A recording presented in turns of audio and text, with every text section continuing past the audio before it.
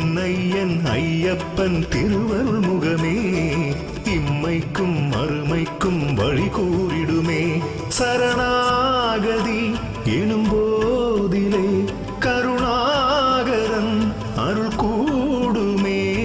ஐயன் வந்தான் ஆனந்தமே. மணிமுத்து கழுத்தில் தவழ்வதால் மணி கண்ட நாமம் இனி இதை ஏழுலகும் வேதமென்று ஓதும்.